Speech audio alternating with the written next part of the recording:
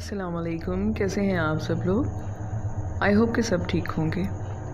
Video के शुरू करने से पहले आपसे रिक्वेस्ट कि चैनल को सब्सक्राइब कर लें और अगर आपको वीडियो पसंद आए तो इसको लाइक एंड शेयर ज़रूर कर दिया करें। ये स्टोरी पिंडी से शिराज ने भेजी है। आए मैं आपको उन्हीं की ज़ुबानें सुनाती हूँ। मेरा नाम शिराज ऐवान है। ये जो वाक़या मैं आपको सुनाने जा रहा हूँ ये मेरे नाना के साथ पेश आया था। ये काफ़ी पुरानी बात है। मेरे नाना अबू आर्मी में थे और वो छुट्टियों में अक्सर घर आ जाया करते थे। हमारा गांव जो काफ़ी दूर और दराज के एक एरिया में है और बड़ी ये पुरानी और पुरस्कार जगह है। जंगल से गुज़रकर उस दौर में जो बसेस थी वो वहाँ पर आकर रुकती थी और ये 3-4 किलोमीटर दूर वहीं पर छोड़ जाती थी और आगे उनको पैदल जाना होता था। नाना अब्बा जो आर्मी की ड्यूटी से छुट्टी लेकर घर जा रहे थे तो रात को तकरीबन 2 बजे बस उन्हें वहाँ पे उतार कर चली गई और ये सारा जंगल का रास्ता था। तो नाना जान ने घर जाना था और वो वहाँ पर रुक भी नहीं सकते थे तो वो पैदल ही वहाँ से चल पड़े। नाना अब्बू जब थोड़ा आगे आए तो पैदल ही उन्होंने देखा कि वहाँ पर उनके पीछे कोई साया है।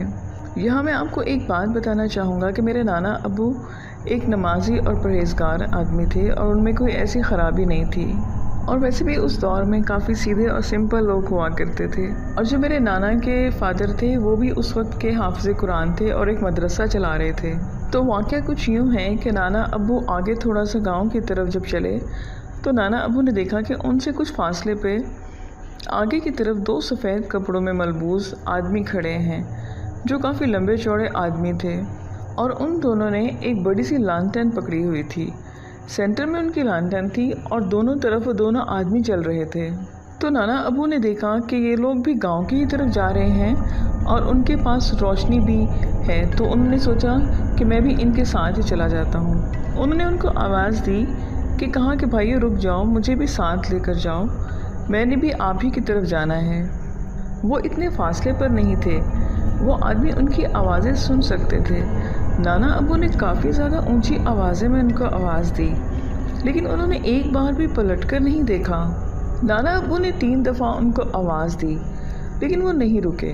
तो फिर नाना अब्बू भी उनके पीछे पीछे तेज़ तेज़ चलते रहे।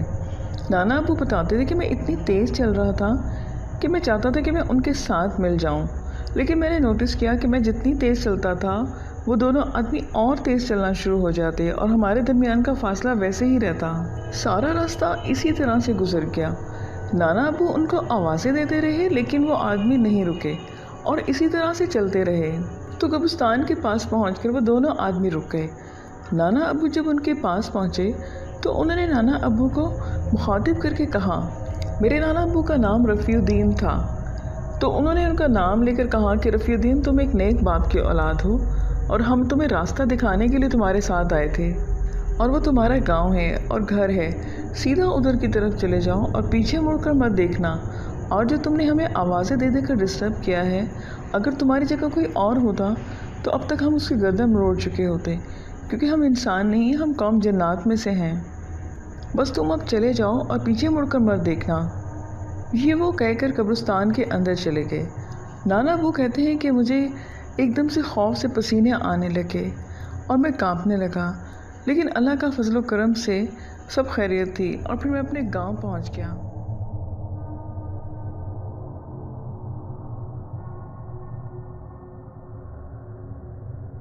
ये स्टोरी तंजीला ने सेंड की है। मौसमी गर्मा अपने जोबन पर था। इसकी कॉलेज से वापसी ऐन दोपहर के वक्त हुई थी। कॉलेज बस स्टॉप पर उतारती और स्टॉप से पैदल चलकर ही घर जाना पड़ता। बड़ी दोपहर में इसे अंधेरा अजाब लगता था ये सब कुछ। और सर पर चलचलाती धूप। लेफ़्ट साइड पर एक नहर और बाएं तरफ एक पुराना कब्रिस्तान होता था और इस वक्त आसपास कोई भी नहीं होता था। हमेशा की तरह उस दिन भी वो कब्रिस्तान की तरफ एक नज़र डालकर अपने घर के पास चली गई कि अपने पीछे उसने कदमों की आहट सुनाई थी कि शायद कोई पीछे आ रहा था। उसने सोचा कि कौन है। ये सब देखने के लिए वो पलटी और किसी को भी ना पाकर वो धक से रह गई।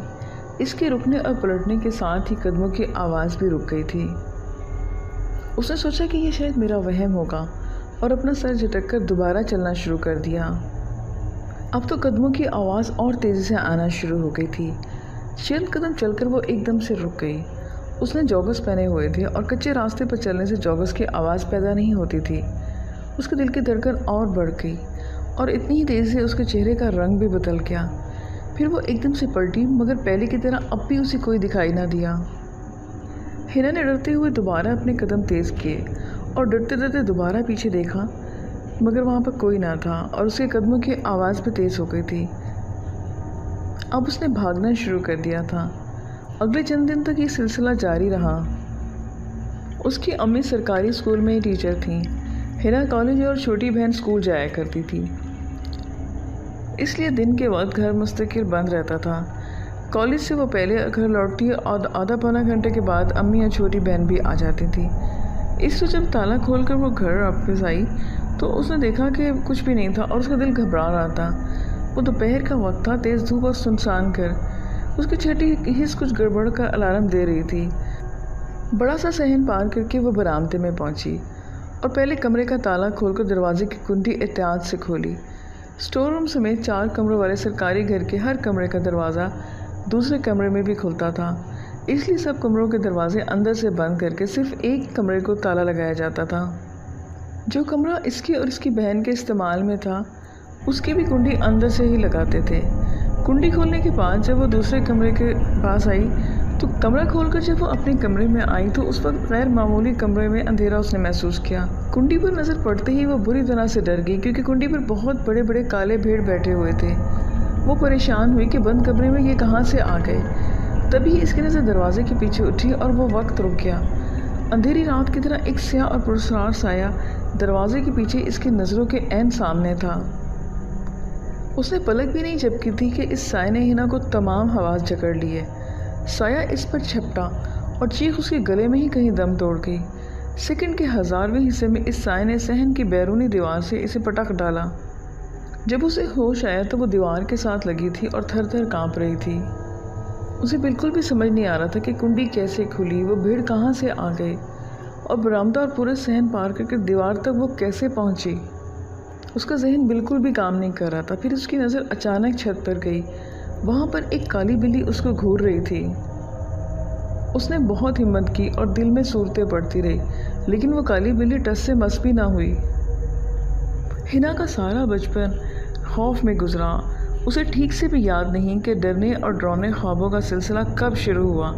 जब से उसने होश संभाला, घर के पिछले कमरे से खौफ ही खाती थी। छोटा सा कमरा, ऐन दीवार के साथ बिछी 2 चारपाइयाँ, सामने वाली दीवार के साथ खड़ी इसके बाप की मोटरसाइकिल और साथ ही बाहर जाने का पिछला दरवाज़ा था। वो अपने बचपन से ही डरावने ख्वाब देखती आई थी और अगले दिन वो ख्वाब वहीं से दोबारा शुरू हो जाता। दीवार के साथ लगी उसके बाबा की मोटर बाइक पे एक चुड़ैल उसे नज़र आती। कभी वो चुड़ैल अपने हाथ में पकड़े लंबे डंडे से उसे मारने की कोशिश करती तो कभी इसे अपने पास सुलाती। हैरत की बात ये थी कि वो चुड़ैल खुद कभी भी इसके पास नहीं आई थी। कई बार उसने अपनी अम्मी से भी अपने ख्वाबों का जिक्र किया तो उसकी अम्मी ने यह कहकर टाल दिया कि तुम डरावनी कहानियाँ और डरावनी फिल्म्स मत देखा करो। जैसी चीज़ें जहन पर सवार होंगी फिर वैसे ही ख्वाब आएंगे। वो 9 साल की थी जब इसके बाप की अचानक मौत के साथ ही बूढ़ी चुड़ैल वाले ख्वाबों का सिलसिला खुद ब खुद ही थम गया, मगर इसकी जगह सुनसान इमारतें, खौफनाक और अजीब व गरीब शक्ल की मखलूक और सांपों वाले डरावने ख्वाबों ने ले ली थी। हिना बहुत ज़्यादा डरती थी। घर में अकेले रहने से तो इसकी जान जाती थी। इतनी बड़ी हो गई थी मगर अंधेरे से घबराना, अक्सर रात को ख्वाब में रोना और चीखना चिल्लाना अभी तक ख़त्म नहीं हुआ था। उसकी अम्मी ने एक दिन अपनी हमसाई खाला जी से ही अपनी सारी बातें बताईं कि मेरी बच्ची बहुत डरती है और माशाल्लाह अब तो जवान भी हो गई है। उन्होंने कहा कि तुम 2 कदम पर तुम्हारे कब्रिस्तान है और तुम बुरा ना मानो, तुम लोग एहतियात भी नहीं करते कि कब कब्रिस्तान के पास से गुजरना है और कब नहीं। तो उसकी अम्मी ने कहा कि और हम कहाँ से गुजरें, आने जाने का रास्ता ही वही है।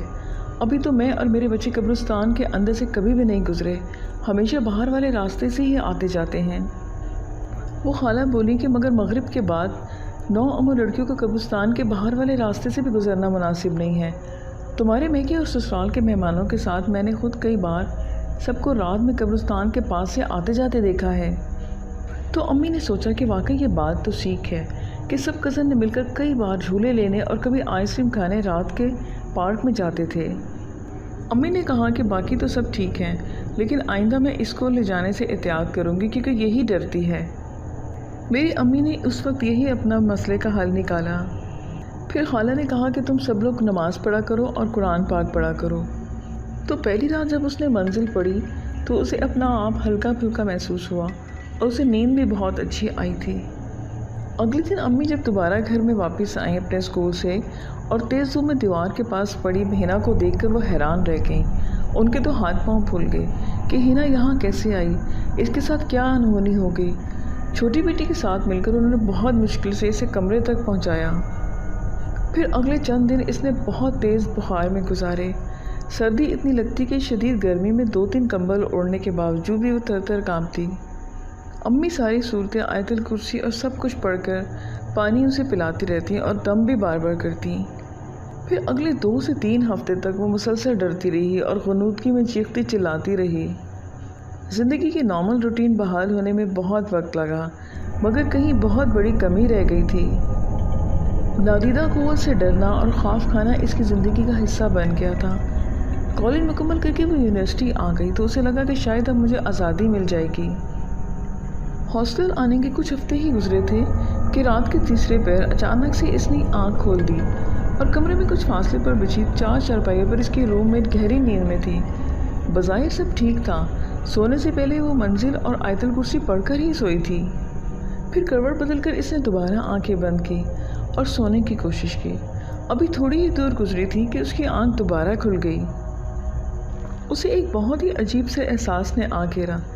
دل کی دھڑکن اتنی تیز تھی کہ اس کا جسم آگ کی طرح جھلس رہا تھا۔ اسے احساس ہو رہا تھا کہ سب کچھ نارمل نہیں ہے۔ اس نے گھبرا کر اپنی نظروں کو ادھر ادھر دیکھا اور جو دکھائی نہیں دیتا وہ روح کو محسوس ضرور ہوتا ہے۔ ہنا کو واضح طور پر اپنی چرپائی کے آس پاس پراسرار قوت کی موجودگی کا احساس ہوا تھا، جو اس پر حاوی تو نہیں ہو پا رہی تھی مگر اپنی موجودگی کا احساس ضرور دلا رہی تھی۔ خوف کے مارے اسے اپنی سانسیں رکتی محسوس ہوئیں۔ پنکھا چل رہا تھا لیکن اسے ٹھنڈے پسینے آ رہے تھے۔ اس رات کے بعد سونے اور دبکنا اور جسم پر بوجھ رہنا اس کے لیے معمول بن گیا تھا۔ یہ سٹوری تنزیلہ نے سینڈ کی ہے۔ موسم گرما اپنے جوبن پر تھا۔ اس کی کالج سے واپسی عین دوپہر کے وقت ہوئی تھی۔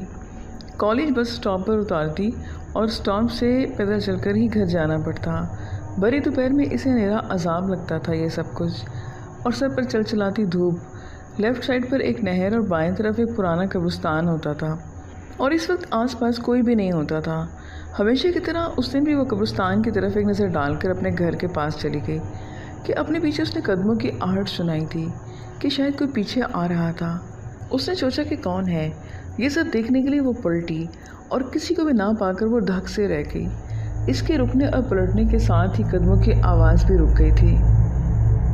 اس نے سوچا کہ یہ شاید میرا وہم ہوگا اور اپنا سر جھٹک کر دوبارہ چلنا شروع کر دیا۔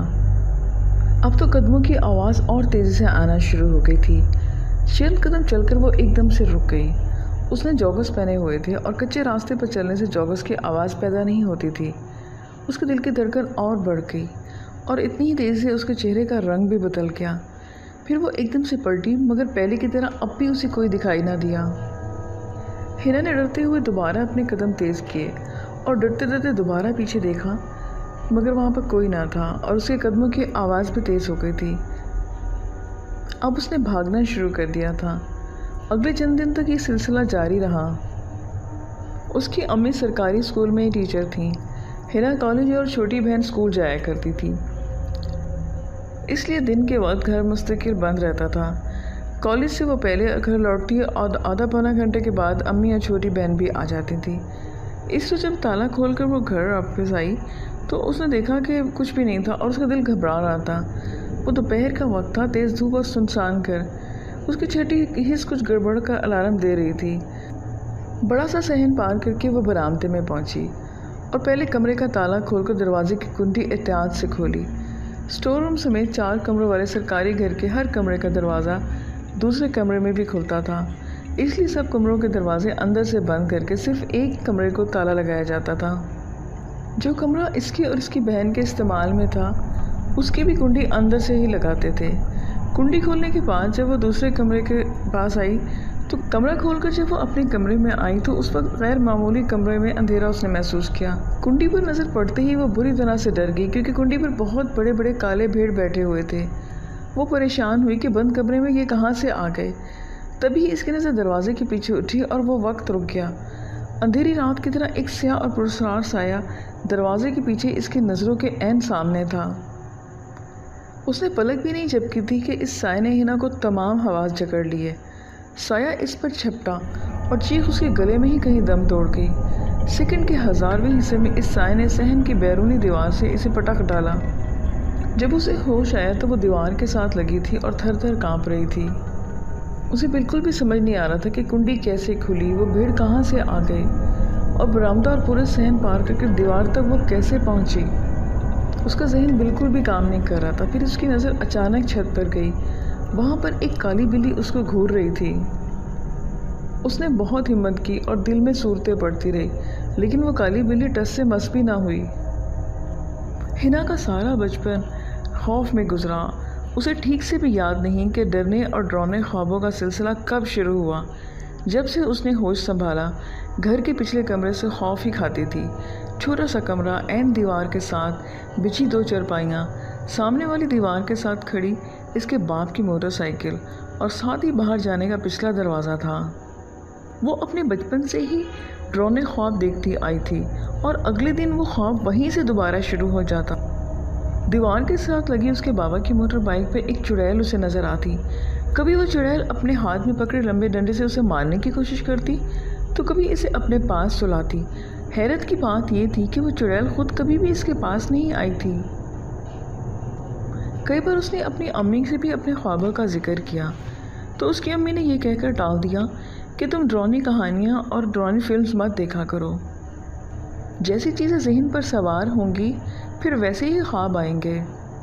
وہ 9 سال کی تھی جب اس کے باپ کی اچانک موت کے ساتھ ہی بوڑھی چڑیل والے خوابوں کا سلسلہ خود بخود ہی تھم گیا، مگر اس کی جگہ سنسان عمارتیں، خوفناک و عجیب و غریب شکل کی مخلوق اور سانپوں والے ڈراؤنے خوابوں نے لے لی تھی۔ ہنا بہت زیادہ ڈرتی تھی۔ گھر میں اکیلے رہنے سے تو اس کی جان جاتی تھی۔ اتنی بڑی ہو گئی تھی مگر اندھیرے سے گھبرانا، اکثر رات کو خواب میں رونا اور چیخنا چلانا ابھی تک ختم نہیں ہوا تھا۔ اس کی امی نے ایک دن اپنی ہمسائی خالہ جی سے اپنی ساری باتیں بتائیں کہ میری بچی بہت ڈرتی ہے اور ماشاءاللہ اب تو جوان بھی ہو گئی ہے۔ انہوں نے کہا کہ تم 2 قدم پر تمہارے قبرستان ہے اور تم برا نہ مانو، تم لوگ احتیاط بھی نہیں کرتے کہ کب قبرستان کے پاس سے گزرنا ہے اور کب نہیں۔ تو اس کی امی نے کہا کہ اور ہم کہاں سے گزریں، آنے جانے کا راستہ ہی وہی ہے۔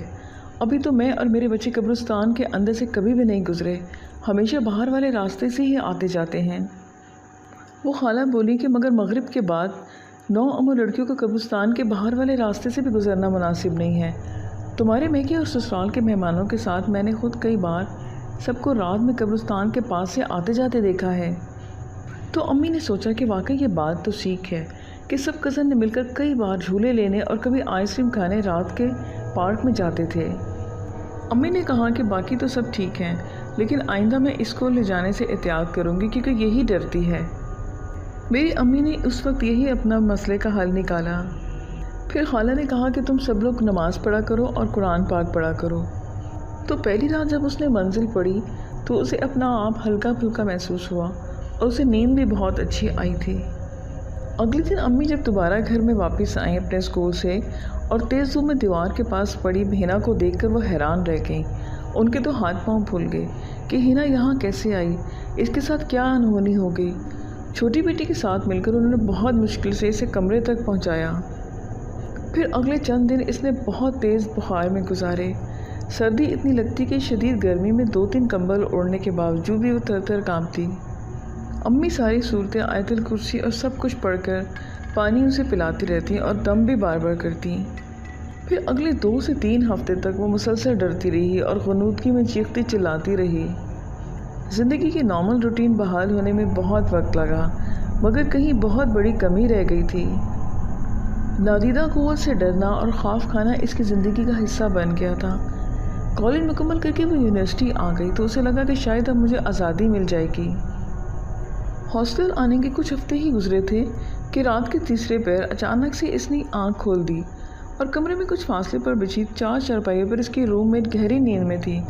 بظاہر سب ٹھیک تھا، سونے سے پہلے وہ منزل اور آیت الکرسی پڑھ کر ہی سوئی تھی۔ پھر کروٹ بدل کر اس نے دوبارہ آنکھیں بند کی اور سونے کی کوشش کی۔ ابھی تھوڑی ہی دور گزری تھی کہ اس کی آنکھ دوبارہ کھل گئی۔ اسے ایک بہت ہی عجیب سے احساس نے آ گھیرا۔ دل کی دھڑکن اتنی تیز تھی کہ اس کا جسم آگ کی طرح جھلس رہا تھا۔ اسے احساس ہو رہا تھا کہ سب کچھ نارمل نہیں ہے۔ اس نے گھبرا کر اپنی نظروں کو ادھر ادھر دیکھا، اور جو دکھائی نہیں دیتا وہ روح کو محسوس ضرور ہوتا ہے۔ حنا کو واضح طور پر اپنی چرپائی کے آس پاس پراسرار قوت کی موجودگی کا احساس ہوا تھا، جو اس پر حاوی تو نہیں ہو پا رہی تھی مگر اپنی موجودگی کا احساس ضرور دلا رہی تھی۔ خوف کے مارے اسے اپنی سانسیں رکتی محسوس ہوئیں۔ پنکھا چل رہا تھا لیکن اسے ٹھنڈے پسینے آ رہے تھے۔ اس رات کے بعد سونے اور دبکنا اور جسم پر بوجھ رہنا اس کے لیے معمول بن گیا تھا۔